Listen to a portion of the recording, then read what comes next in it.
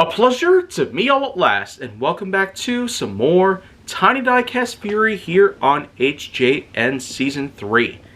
And now, we're going to actually get into some deeper territory. Concept cars, alongside some marks that are probably not as well known. This is the 1995 version of the Buick Wildcat. And so, what we have here is simply put the concept model that revolved around the 1995 model Wildcat, based on the classic Buick Wildcat that used to stick around in the 1960s. So of course this was quite a generation away from the original generation that started it all.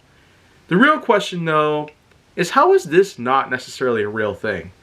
Buick has introduced a lot of new models in recent years, with a lot of which being pretty impressive for the time, and being rather innovative for Buick's styling and affordability.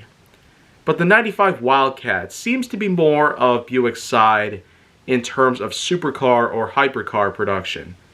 And I feel like that is probably all I could say about it that would help describe the situation in hand. Although I do kind of like this sort of camouflage pattern that they have here with little green splotches that you can see on here. It kind of reminds me of the slime that Nickelodeon would promote all the time. So, I feel like that just covers that all. You do have yourself a large canopy, which in this case is opaque. You have a nice big engine mounted in the rear, a Hot Wheels logo on the backside, and a few different, well, chisel bits to somehow resemble the likes of things like the tail lamps and headlamps.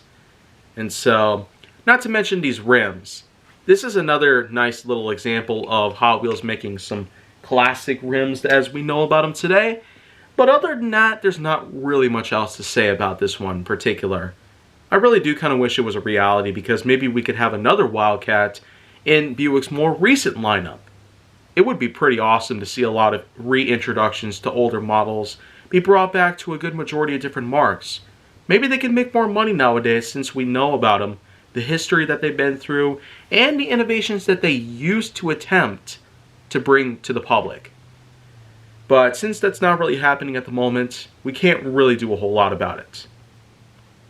So if you want to see more, go down on my channel to make sure that you like, subscribe, comment, follow me on social media, and stay on the Hollywood side.